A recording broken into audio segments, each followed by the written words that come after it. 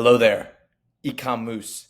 And you know it's going to be a good day when I'm on my third cup of coffee, straight black, to the dome, and then recording a YouTube video. So that's where we're at right now. And in today's video, we got a pretty banging video as well, where I'm going to show you guys over the last 12 months how we've been able to do over $25 million in sales with e-commerce. And I'm going to break down exactly how we did it. So I got to show you guys the proof, right? So as you guys can see over here, this is around $21 million in sales that we did just directly through our Shopify store. And then on the other side of this, what we can do is go into Hyros directly. First off, just showing you guys that these numbers are real for the same time frame. We're going to refresh the screen. It should take some time to load. That's all right though.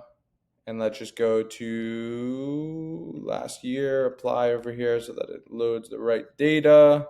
Okay. And as you guys can see, numbers are the same as what you guys saw over there. That was a pretty shitty reloading process, but as you guys can see that. Now, in terms of the 25 million, we also did another 4 million on Amazon directly. So between those two, we've done 25 million in total sales. So what you're going to learn in this video is really the key levers if you're already at around the $100,000 a month of what it takes to get from that $100,000 a month to $1 million plus a month. And if you're already at $1 million plus a month, I'm going to show you guys how you can average out to $2 million a month as we've done. And this is really just a tip of the iceberg for us because we just recently launched the subscription programs within our core brand. And now what we're going to be doing for this next 12 months is going to get really interesting, which I'm going to be documenting that journey on this YouTube channel directly. So if you haven't already subscribed to this channel, I recommend doing so if you're into this type of content. If not, I'll just go fuck myself. That's cool. But either way, guys, let's get into this.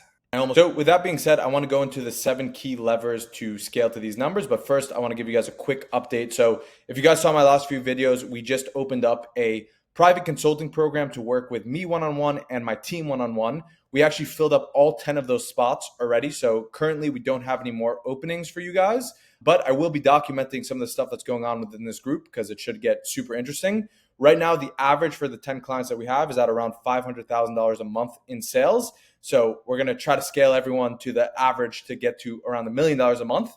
So I'm going to keep you guys updated when we open up the next spot. So if you guys are interested, I don't have a link right now to even join or do anything, but stay posted for the next few videos because once we open up some more spots for the next cohort, hopefully we can get some more of you guys in for Q4. So it's going to start to be super limited from now on, but stay tuned on that.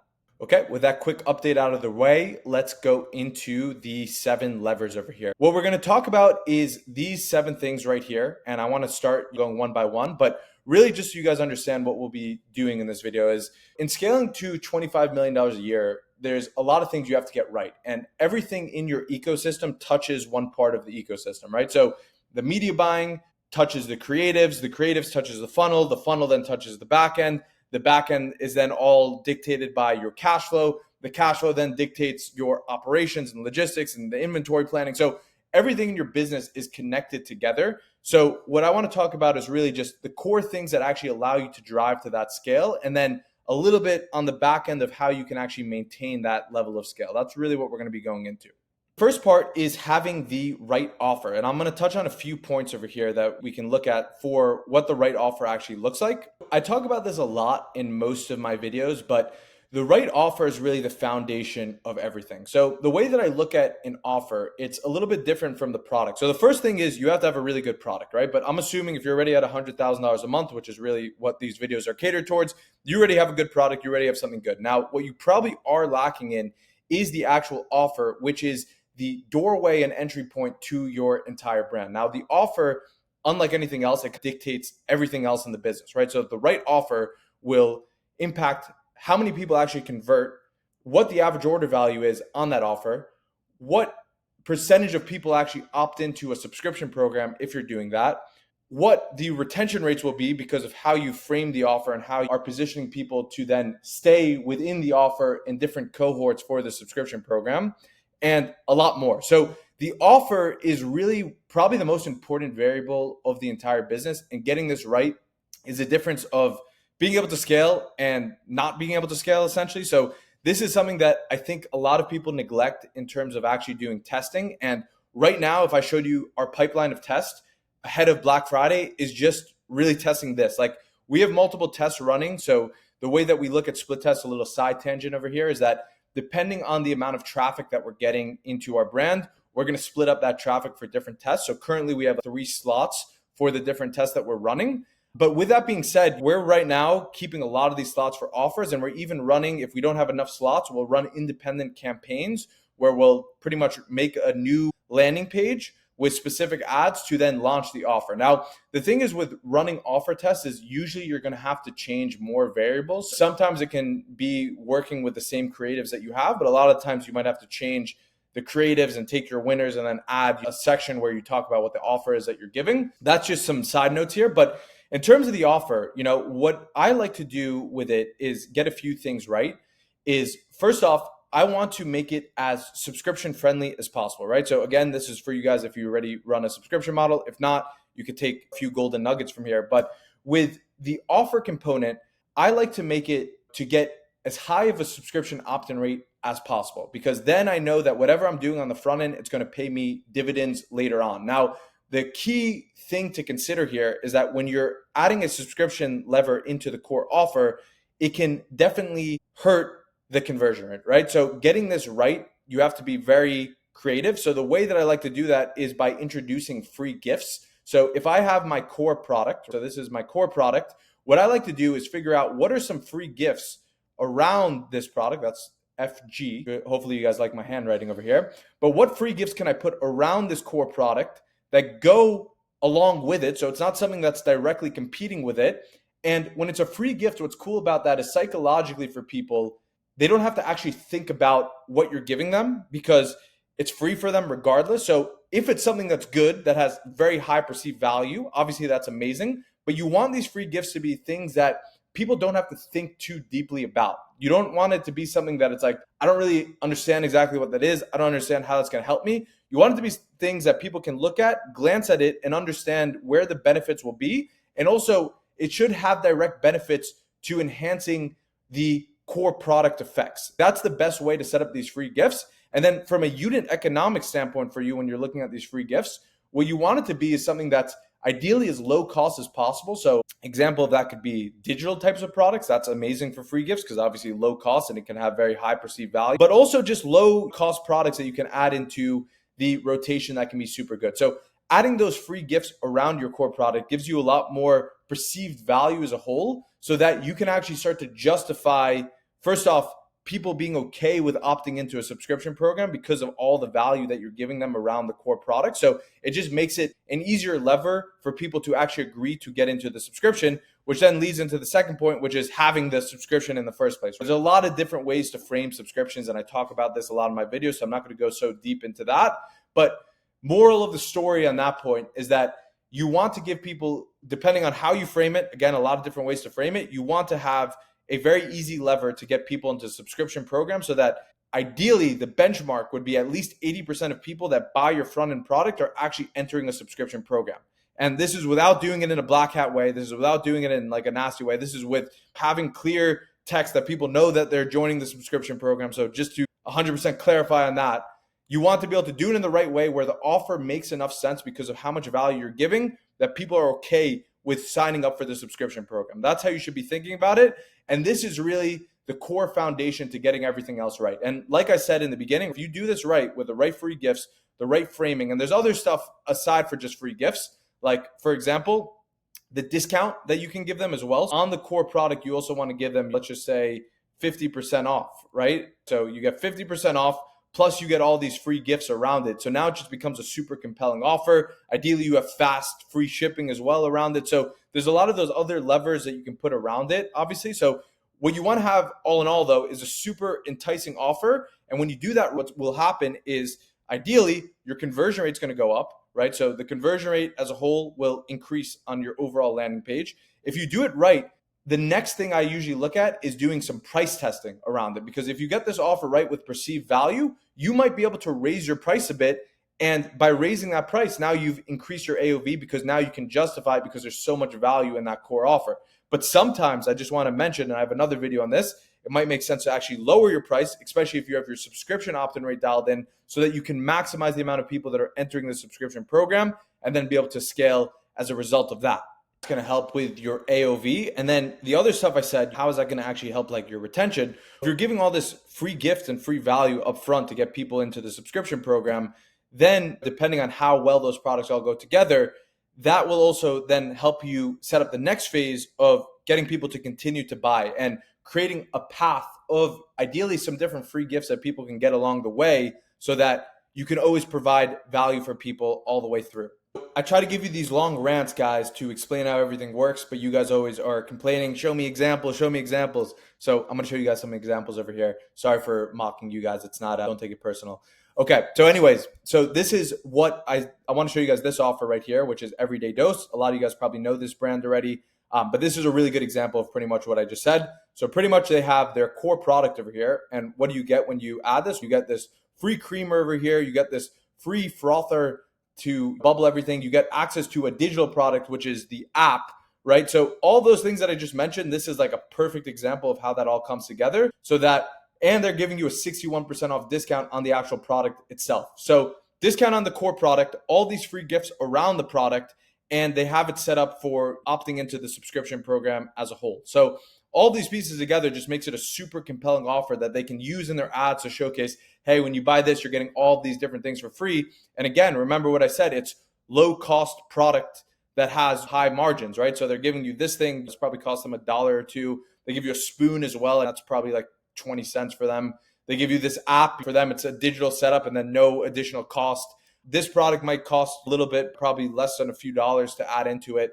Everything is super high margins for them that they're giving you in this, but high perceived value for you, and it all goes directly with the product. Like I said, the spoon, you're going to use that for the bag. The frother, you're going to use that when you use the actual coffee. The app, that's all around mindfulness. That's how they have this app or the brand set up. So this is the perfect example of what I just went over so that you guys can understand what a good offer actually looks like.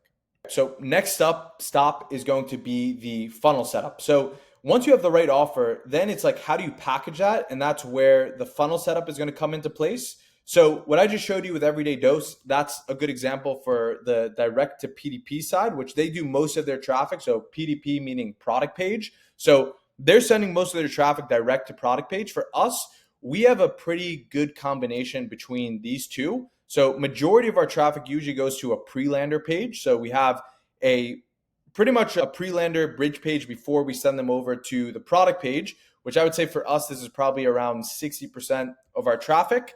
And then the rest of the traffic then goes directly to that product page. Now, let me show you how you can break that out. Pre-lander page, this is usually when you're going to a colder audience, so more of the top of funnel audience. I want to send most of those people to a pre-lander page so I can give them more education. They can understand all of the benefits. And again, I have videos where I go deep into pre-lander pages. So I'm not going to break down how to actually look at structuring pre-lander pages right now, but just so you guys understand, that's where we're sending a good portion of the traffic.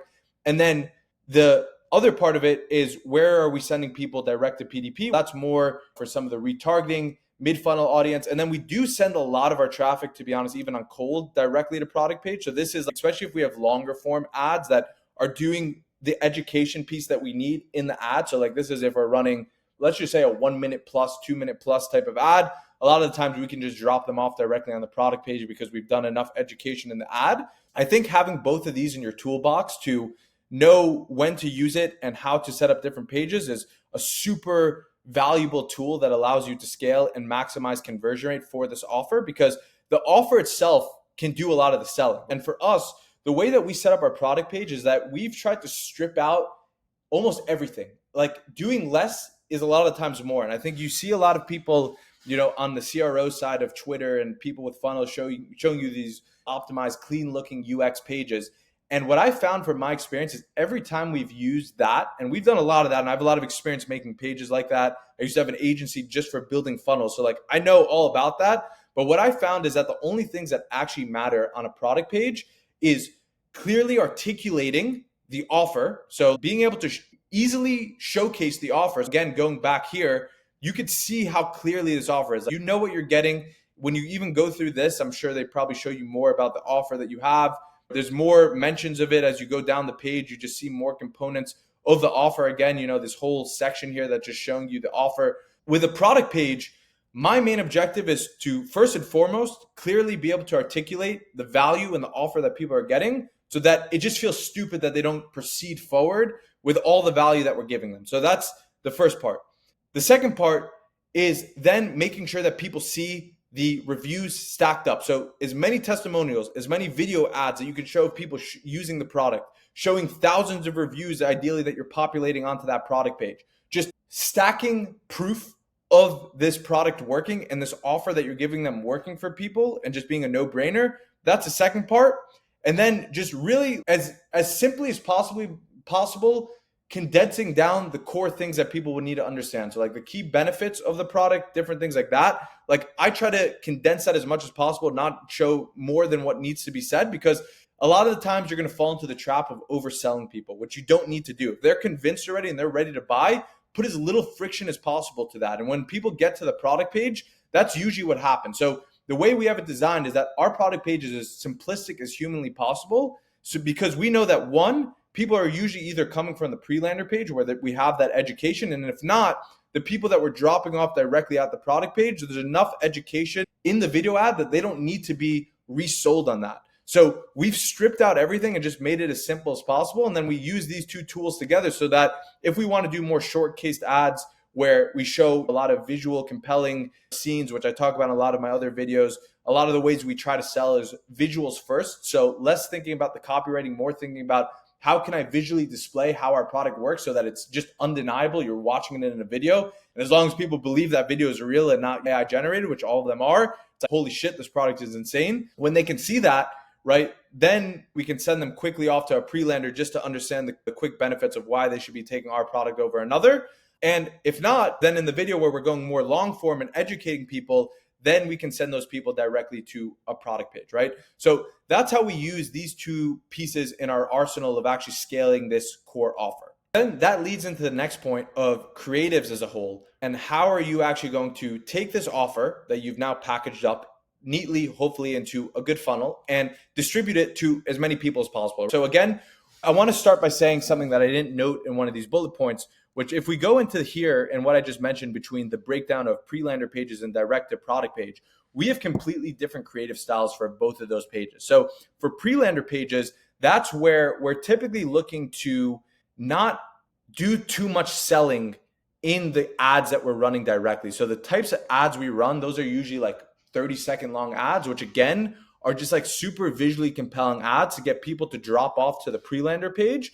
And we let the pre-lander page then do a lot of that selling work for us. So this is just maximum virality type of content where we're just engineering the most viral ads we could think of, the things that are going to get people to share it with other people, the things that are going to get people to engage and comment, the things that are going to visually sell the product itself to people so that they can just see it. And then they come to the pre-lander page, and then this can do a lot of the converting for us. Now, the other side of content we do is the more traditional style content, right? So UGC ads, mini-VSL ads, and between the both of these, we still do static ads. You keep it simplistic on that. Those kind of ads, podcast style ads. So all those different formats and variations that you already would probably be accustomed to seeing, we're doing those as well here, and for both of them, to be honest, but mostly for the direct to product page. So those are the kind of ads that we're running here. Now, in terms of our creative system, what I look at is, I have so many videos that go in depth in this, so I'm going to try to just be simple. Let's get a little more room over here to go over this.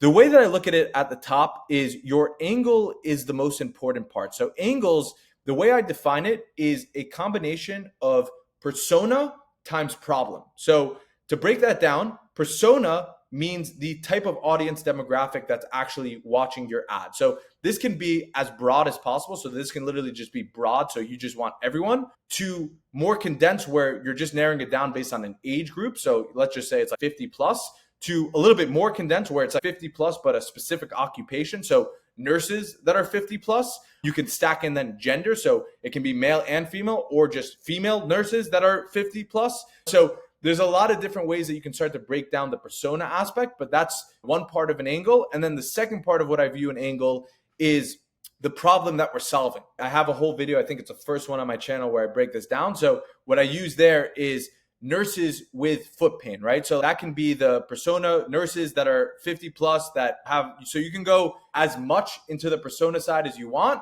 And then for the problem side, foot pain can be that problem there, or back pain can be that problem there, right? So it's usually going to be a pain point that people have, but sometimes it's not always that. Sometimes it can also be, instead of problem, you could swap that with even benefit, right? So it's like the benefit that people are looking for, glowing skin, radiant looking skin. We'll use that again as the example, right? So that's how I look at different angles. Now, the cool thing about angles, right? And you can play around with each of those levers individually or both of them as a whole. But angles essentially are like launching new products, because every time you crack a new angle, you're opening up a whole new market of people that can now be sold on your product, right?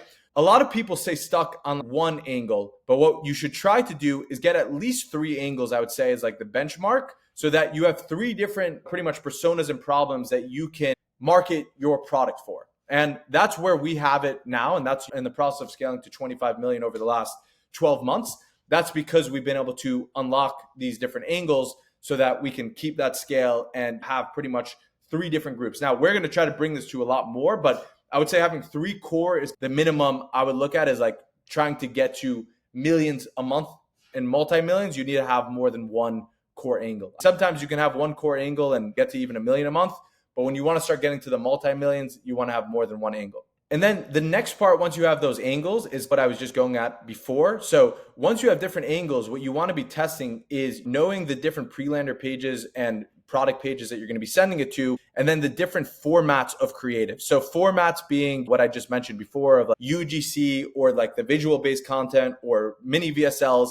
That's where you want to start testing different formats of creatives within that given angle. So that's a really important point. And then, of course, once you have good formats, it's about just making variations. And variations, endless ways we could talk about that, but variations come from different hooks, come from changing up different B-rolls, changing even the music of the ad. There's so many different ways you can mix and match this, but having a good variations process for your creatives, these are the key things. Now, once you have all these key things, then what you have to do is figure out a system to actually keep your quantity up while keeping quality going. So to get from 100K a month to $1 million a month, it's about finding the quality and finding how to make good ads that can actually get you to that level of scale. Once you have that level of scale, though, you have to make sure that it's not just one winner that comes out of the blue and saves your ass every few months. You have to figure out a system to do this repeatedly, time and time again, so that you always have creatives to keep that volume going between all of these different things that you found that work well for you. The way that we do that, and the way that I look at keeping that quantity up, is that, again, I have so many different videos on this, so I don't want to repeat myself so much. But the system comes down to essentially having a process of, first off, how you're doing all of this. So like the way that you're doing your research to find new angles, like that should be documented. The way that you're actually tactically taking that and creating different scripts through different formats and writing that process. Like if it's you or if it's your creative strategist, whoever is doing it, you guys should have that all systematized and breakdowns of how you guys are doing it. Then the second thing is you need to start to be able to scale those things. So, that's going to come from bringing probably different creative strategists in that can actually write those scripts and come up with those angles and do that research. You're going to need potentially a copywriter as well. If the creative strategist is the one that's mostly doing the research and ideas, you can have a copywriter that can do a lot of the tactical work. Then you need video editors that can actually put all those pieces together. You need graphic designers to be able to do all of the static ads and pieces that you need there. You're probably going to need a content outreach person that can go and find the different UGC creators for you. So you have to understand what are the building blocks that make all of this stuff happen for you. And then based on all these building blocks, you need to understand what's the actual quantity that each one of these people can produce for you, right? So a video editor, can they make 10 ads a week for you? Can they make 20 ads a week for you, down to the individual video editor? And then how many video editors you have?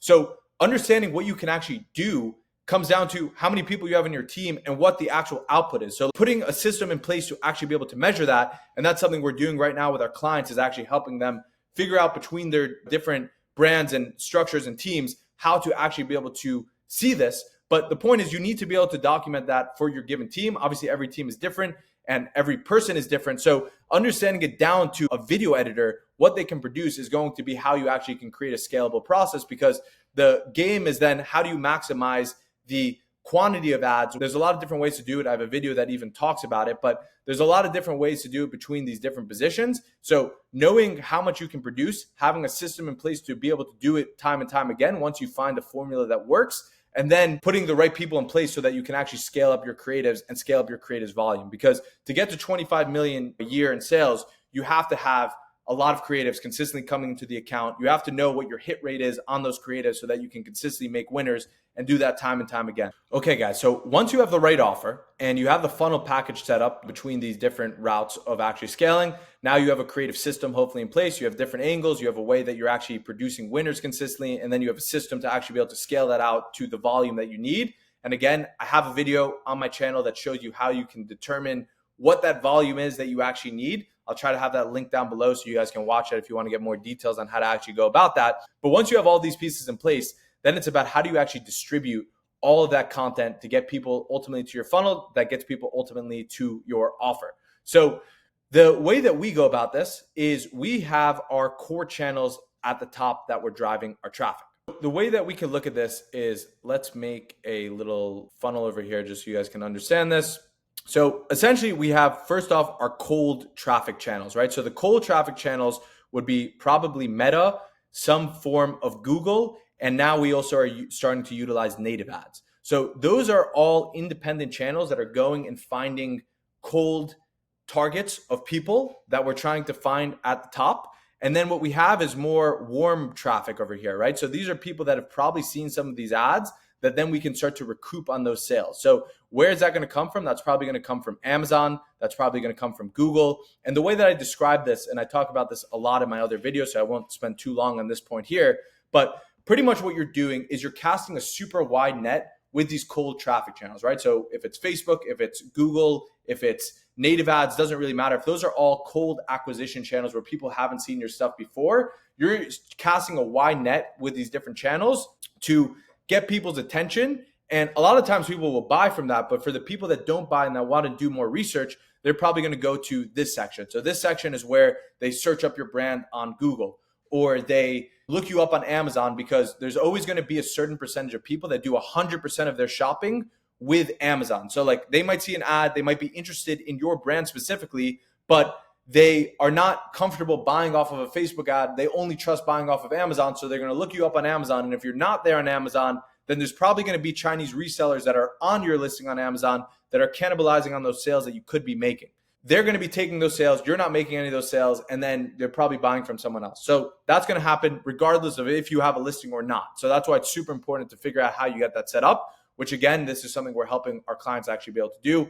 We're helping them with the steps because, to be honest, the hurdles of getting an Amazon listing set up, especially if you're already at scale, so above $100,000 a month, becomes a major pain in the ass because you need to set up a trademark. You need to figure out how to get these Chinese resellers off of your listing. So it's a whole loops that you got to go through, which we're helping people set up. And then Google brand search, right? So both of these, if you have this set up, right, Amazon can start to do 20% of whatever you're doing on these cold traffic channels. And then Google, like at minimum, should be doing at least like 10%. So between this, if you're at 100K a month, you pretty much can unlock an additional $30,000 in revenue, give or take, right?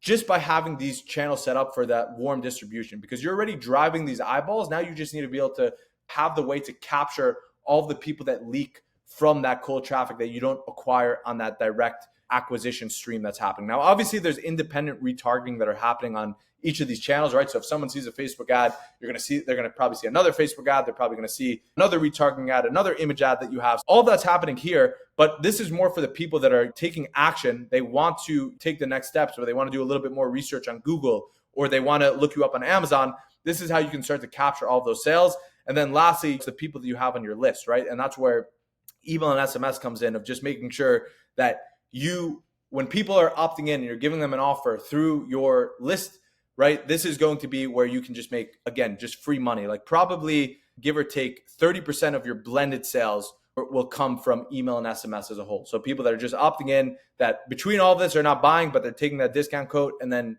using a welcome flow, getting an SMS text, doing something to actually end up buying from you. So these are the way that this ecosystem works between your channels of distributing all this different content. And again, this might be different strategies, right? So for the way that we use Google ads, right? If it's search ads, it's a different strategy than display ads on Google, which display ads, it falls into the same system I spoke about before. So I was talking mainly about Facebook ads when we talk about finding those different angles, having those different formats. The thing is with like display ads or native ads, it's going to be probably the same format. It's just image ads, right? So it's figuring out the right style of image ads that will work for those platforms and then the right funnel to send that traffic to. And what I will say is that those traffic channels, you 100% will need a pre-lander page. I've almost never seen anyone scale direct to a product page using those channels. So like you just need to, because it's much colder audiences there. So you need to have that education because it's only an image ad, not usually going to be a video ad. Now with YouTube, you might have some video ads and things like that fall into that ecosystem, but typically it's going to be image ads that are doing most of the work there. So you're going to need a pre-lander page. Just a side note there. But all in all, just so you guys can understand what's going on here, is that when you have the right offer package, that's going to be the key thing that you need for all of this. Now, when you have that, you have it set up in the right funnel structure, you have the right distribution of funnels, then you have your creative system that you're finding these different angles, you have a system to actually scale that, and then your media buying is essentially where you're distributing all of that, right? So you're taking all of that content, you're taking the funnel, you're taking your offer, and you're bringing it to the relevant people through these media buying channels. And again, for us, scaling to 25 million over the last 12 months was directly by doing this. So we have an amazing offer with our product. We have this funnel setup, which is exactly what I just mentioned, the pre-lander and the direct to product page setup, where we're sending different amounts of traffic depending on where it makes more sense. We have a creative system and we have over 3 angles for us directly. That's how we're averaging over 2 million a month right now, every single month consistently, just based on that. And then we have a media buying ecosystem to be able to do it. So this is like the exact things that we've been doing. From if you're at $100,000 a month, I think you should start looking at which one of these things you can do. And if you need help prioritizing it, that's again where we have our direct consulting to help you personally. So again, we don't have it open right now. I'm just giving a quick mention on it, that in the future, if it makes sense for you and you want to work with us directly, you know that it's there. But anyways, these are the core things there. Now going further, right? And this is more just like operationally how this all kind of comes together.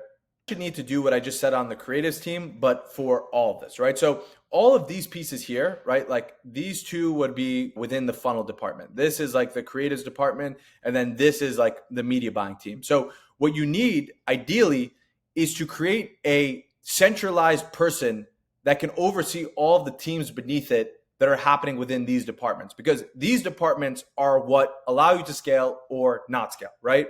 So the way we have it is we have someone that oversees all of this, right? So we have pretty much a creative strategist / director, whatever we want to call that, that is the lead of everything that's happening on the creatives team. We have a head of funnel and CRO, whatever we want to call that. Like the titles, we need to work on some of those, but we call it the head of funnel at our team, where the head of funnel pretty much just oversees everything that has to do with split testing, that has to do with CRO as a whole, that has to do with new pre-lander pages and launches, new offer launches, everything that has to do with that.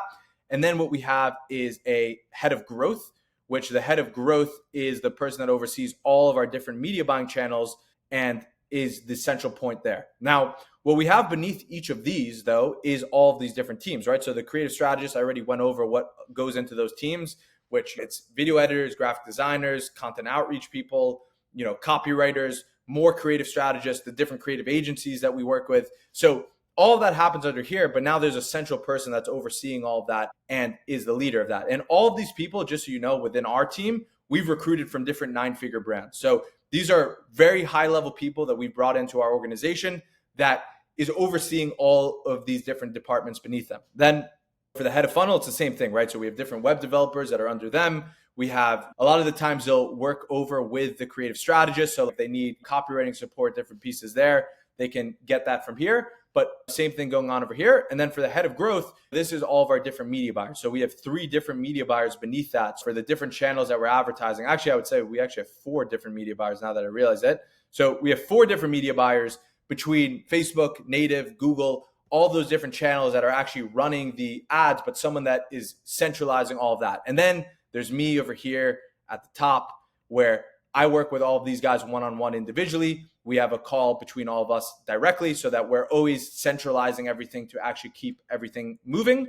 And between that, also, I'm never going to be a bottleneck in any of these processes, right? Because everything is working independently outside of me. But if I can add more leverage to one of them, so for example, I can write pretty good ads. I have pretty good hit rate when I write ads. So whenever I can get some ads in, I get some ads in for the creative team, right? If I have some ideas for the funnel side, because a lot of times I can craft probably the highest lever offers for the business. So that's where I spend a lot of my time. But then also if I have ideas for a brief or a pre-lander or something like that, I can get that into here. And for media buying, I can always audit the account if I have some ideas to scale or unlock leverage of scale that maybe is being overlooked. I add that. But if I don't add that for any of those, the functions are always running and moving. And that's what's super important, especially with you as a leader of how you want to set up your team, is that if you're not doing something, the operation has to keep moving. And that's how you have to keep things going so that it works. But it doesn't mean that you shouldn't do all the things that you know you're really good at and exceptional at. So make sure that you still have that flowing into it. But by having these leads and then the teams beneath them, that really keeps everything central. And the next step could be replacing myself here, which is probably what I'll do over the next 6 months or so, where I get in someone that can pretty much be that central point to oversee all of those different things. That's how I look at the team aspect of this. Again, I just want to note on, because it's the same formula I just went over with the creatives earlier, where the first thing you need to do is create a strategy that works, right? So before you create systems and teams, like for creatives, you need to find what are the angles that work, what are the formats that work, have documentations of how that works, and then put the team members to scale it with someone that oversees it. With funnel, the same thing happens, right? You need to actually find a pre-lander that works first and foremost, which you're probably going to have to do in the early phases, especially at 100K a month, getting to $1 million a month, finding something that can be cracked and that can work, ideally on the pre-lander side. Sometimes you can do it with just the product page, so you don't necessarily need both. It's just definitely helpful and gives you more tools to work with.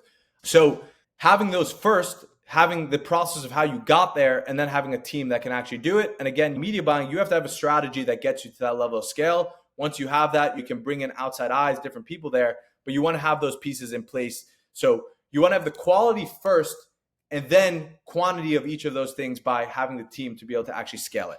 I'm plugging this program too much, but the cool thing that we're also doing there is that all of these key team members that we have that are running our internal operation, they're part of this program too, so that you guys can have direct contact with them to understand how we're actually systematizing everything beneath and get direct access with them. Again, it's not open right now, so I apologize for overselling and hyping this up while you guys can't even get access to it right now. But I just want you guys to know so that when we do open it up in the future, the right people can actually join. The next part here is then cash solutions to make sure that you can always be scaling. Because a lot of the times, especially if you're using a subscription-based business model and you start to lean into allowing yourself to spend more on customer acquisition because you know that you're going to recoup that money from the subscription revenue that you have coming in, you need to have the right financial infrastructure in place so that you can always be scaling at those more aggressive numbers. Because if you can spend more on CAC, reality is you're probably going to be able to spend a lot more on Facebook ads. And if you can spend a lot more on Facebook ads, you need to be able to manage that ad spend while there's some time in between where you're recouping that investment of what you're spending, because you're not only relying on the day one sales. So the way that you can do this is my business partner that, again, is also part of the program that handles everything to do with this. So for cash flow solutions, the thing that we look at is a few different ways of how we've been strategic with setting it up. And all props to my business partner for setting up a lot of this. But just to give you guys some insights on how we actually do it, is the first part is debt with loan options, right? So we've never raised any money. Everything that we've done is bootstrapped. So scaling to this 25 million in the last 12 months, that has been completely bootstrapped, and it goes much further than that. We've scaled to now above 60 million in the last 3 years alone as a whole. So doing this it's going to be required in some capacity. Like there's ways to do it without it, but I think it just becomes much easier with it. So we have a lot of different options that we've used, probably 5 different providers here to do this over time. And this essentially just gives you access to money very quickly. And you're going to have to pay pretty extreme interest rates. But usually what you have to do financially to measure if this makes sense or not is see, depending on what the interest rate is, which a lot of times the interest rate actually won't be that bad. Like it can be 7% up to 10% on interest. So you can find that pretty easily. It's more the APRs that are going to be super high. So APRs is typically the time that you have to return that money. So the quicker that you have to return the money, the higher the APRs will be. And to be honest, APRs are even complex for me to be able to explain to you guys. So simplistically, what you should understand with APRs is that the time that you have to pay it is typically very fast with these types of loans. And that's where you can get into cash flow troubles, because you take it on, you have some breathing room, but then all of a sudden you have to just start paying it back like a week later, two weeks later. So these are things you have to understand before actually going this route. But going this route, the way that we look at it is, let's say that our APR is, let's say 30% even, something relatively high. And let's say the interest is like 7% on it. Typically what we're looking is, first off, on the direct money, can we make more than 7% on that money by investing it? So if it can help us order more inventory in bulk and then not have to pay for air shipping, right? Which might be like $5 more per unit. We're saving a shitload of money by doing that. That 7% is like nothing in terms of the interest. So like the return we're making on that can be 30%, 40% just on that. Then in APR, it's more so just understanding, can you afford to pay this back? Is your cash flow going to allow for that to come back? So these are the two things you got to look at when you're taking on these loans. And I'm not going to talk too much in this because this is definitely not my full wheelhouse. This is my partner that does it. He's actually looking to make a Twitter account. So I'll give him a shout out when he actually does it so you guys can start to learn on how he looks at all these different things. But long story short, these are things you got to look at. The next thing you can start to do is take credit lines. When you think about credit lines, usually you're thinking about taking on money from a bank, which I'll tell you, it's much more difficult to get money from a bank. The way that we've looked at credit lines is, where are the people that we're spending the most money with? So for us, Facebook is a place we're spending a shitload of money with. Different advertising channels we're spending a shitload of money with. Our supplier we're spending a shitload of money with. So credit lines, the way that you get creative with this is try to make the proper negotiations with the main vendors that you're using. So Facebook makes it pretty easy. You can apply for a credit line if you're spending enough money with them. If you're not, start spending more with them and you'll probably get access to this. If you already have this, I recommend using it because taking this credit line, so we have a 7-figure credit line with Meta directly, which just helps us pretty much sustain our cash flow even further. And what's cool about credit lines with Meta, I've talked about this before, is so the process is a little bit complex with how this works. So I'm going to try to, again, keep this pretty simple for you guys. But with Meta, what they let you do is throughout a certain period of the month, it's usually 20 days within like the mid portion of the month, they give you the ability to pay down your credit line with a credit card. So what this does is the credit line already gives you net 30-day terms essentially on your payments. And if you stack that with paying it with actually a credit card on that credit line, what that will do for you is now the credit card gives you usually around 45 days is the average cycle. So now you've just built a 75-day term on that money by using the credit card to pay down that credit line. That's a really cool way where you can stack it because you don't have to pay additional fees. Now, sometimes if you do that with your, let's say your supplier gives you a credit line and then you use a credit card to pay them down. Again, let's say you have a 30-day line with your supplier and then you do the same thing. Again, now you've just created 75 days of cash flow solutions. You might have to pay a credit card fee on that. So 2%, 3%, which again, that kind of becomes direct interest if you're looking at it like that. So you have to be very strategic with looking at how all these numbers line up. The point is there's a lot of ways that you can get super creative without even doing this, right? So this is probably the place where I would start if you need cash flow solutions, is looking at where are you spending the most amount of money and how can you create more leverage? And then how can you stack credit cards into that so that you can pretty much create double the credit line effect? A lot of the times that's super possible to do.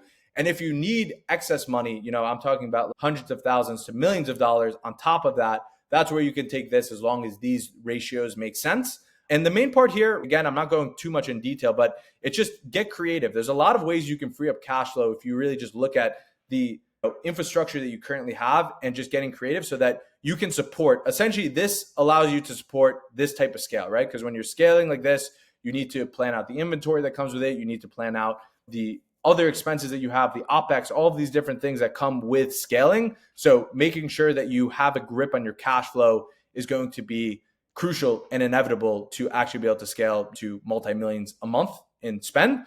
And then the last part here is just operations, which I touched on a little bit. But the main thing I want to talk about with operations is, again, this is my other business partner that handles everything to do with here. So I'm not taking any credit on this. This is all him. And again, I think he's also going to try to make a Twitter. So when these guys make Twitters, I'll give them a quick boost because they'll go much deeper into these topics if that's what you guys are interested in. I'm going to keep this more on marketing, team building, scaling, so all that. But operations, I just want to say that as you scale and when you're at 25 million, and now our next steps is we're scaling towards 50 million a year. And then the next year, our goal is going to be to get to 100 million a year. The more that you scale, the more leverage you actually have with this of being able to order more quantity in bulk. And the more quantity you order in bulk, the more direct savings you're going to get on your unit or on your unit cost, right? So the more that you can start to do it, the more you can start to save on every unit you're shipping out, where you're going to get 20% savings unlocked, 30% savings unlocked, which is huge because that goes directly to your bottom line, to your profit, the more that you can make those savings. So optimizing the operations of your business is low key the place where you're going to free up the most amount of profits, because all that stuff I spoke about before, that's how you're going to generate the revenue. But the profit all comes on the back end and figuring out how you be as efficient as possible on the people that you're bringing in so that you can free up more profits in your actual business. Things that we've done is we have our own warehouse. So we're not using a 3PL. We're not drop shipping out of China. We have our own warehouse in Miami where we're shipping out all of our internal brand products, which has allowed us to make major savings, right? So if you're paying a 3PL, let's just say $3 extra per unit, where if you had your own warehouse and you figured out how to do that, you could save those $3 a unit. That fucking adds up a lot, right? Because you're paying a fee for those different people that you're using. So that's something we've done to save a lot of money internally. Supplier terms. So this is what I was saying before over here. A lot of the times, the terms that you have with the supplier, you're usually going to pick either having more leverage, which is what I spoke about here, which if you have more leverage with the supplier, that can be super helpful if you have cash flow issues. But if you're willing to spend more with your supplier, order more bulk inventory, you can probably get 20% extra savings. So finding the right balance between this and this is like a really crucial thing that you should really spend time thinking about, is that ratio between these two things. Because supplier terms, if you have better cash flow terms, you're trying to float more with them, get more inventory. The reality is you're probably paying more than you would if you just ordered more in bulk. So a lot of the times ordering in bulk, you might be able to save easily another 20% on your cost, which, if you have, and that's where something like this might make sense to do, because if you're saving 20% by just ordering more, that 7% interest versus the 20% is going to free up 13% right there. There's a crazy spread that you have right there to make free money, essentially, right? So understanding all these dynamics is super important. And ultimately what this is going to do is free up profit for you, right? When you do all this stuff together, you're creating more profit in your business. And the key piece here, as well as, and something I don't have on these bullet points, is that you need to also plan out based on your scale, how that will look for ordering inventory, because this is probably one of the trickiest things you can do in e-commerce as a whole, is trying to match how much inventory you should order with the amount you're scaling, so that you don't over order, because then you're locking up way too much cash, but you don't under order that you actually can't scale to the numbers that you're able to scale to. So this is like a key thing with operations that you have to balance as you're doing all of these pieces in place. So look, this is something that we as a team, me, my co-founders, our team as a whole, we're improving on this every day. By no means are we perfect at all of these things that I'm going over here. But what we've been able to do between this combination of everything, of having the right offer on the front end, having the funnel to optimize the traffic. So funnel being also like the main thing I look at there is, how do we maximize the amount that a customer pays us when they land on that funnel? And how do we maximize the amount of people that actually buy from that funnel? So having this right is how you really just become as efficient as possible there. Creatives, that's finding the different audiences, finding the different pockets, having a system to always maintain your level of scale. And then media is how you distribute all that. Now, all that requires a lot of money. So having the right cash flow solutions to be able to sustain that while also sustaining your operations. These are the pieces that all come together, and having a team to pretty much manage all of these different things all together. That's how we've been able to scale to 25 million over the last 12 months. That's how, if you're at $100,000 a month, figuring out where you're lacking on all of this is how you're going to get to $1 million a month, because I probably went over things that you're like, oh shit, I'm not doing that. This is something I need to do. So try to figure out which one of these to prioritize. It's different for every business, so I can't give you guys a general roadmap, unfortunately. That's where working with us directly is helpful. But this is the same information I would be giving to you if you did work with us one-on-one, right? This is the stuff that you have to figure out how to do. What working with us will do is help you like really sift this out, create the priorities, and then show you guys tactically how to actually execute on all of it. But this, again, is if you're at $100,000 a month trying to get to $1 million a month, find which one you think you're lacking in the most and do that. And if you're already at $1 million a month and trying to scale to multi-millions a month, I think it's probably going to come somewhere in here or somewhere in the subscription or marketing side that can unlock it. So I guess that's everything. My bad on that. But again, same thing applies there, right? So I want to show you guys our plan with this core brand over the next few months of what we're trying to do. So this is the level of scale that we're trying to get to in Q4, which I'm going to be documenting on this channel. Really, this is where we should be in the next few months with this brand because of the subscription program. So I'm going to keep you guys posted as we do it. And our goals really right now with this brand is to get it to $50 million in the next 12 months. I want to then get it to $100 million in the next 24 months.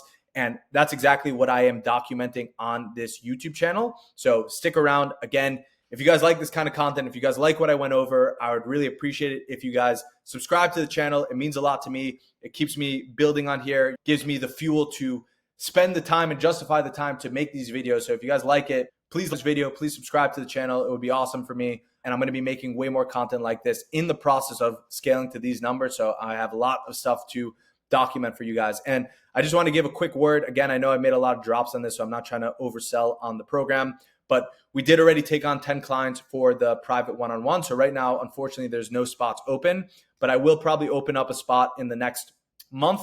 We'll probably have another 5 spots open for you guys to come in. So I'll let you guys know. I'll keep you guys posted through these videos when spots do open and have a link that you guys can actually fill out to join. But just so you guys can get some information, and I'll also try to document some stuff we're doing with clients as well, because right now we have a really cool first cohort where we took in 10 clients. The average right now is around $500,000 a month. So just absolute killers in this group from these first 10 people. The average run rate right now is 4.5 million a month collectively for the first 10. It's pretty solid over there for what we have going on. And yeah, pretty much just to give you guys a rundown of what the program actually is. You get monthly one-on-ones between me and my co-founders.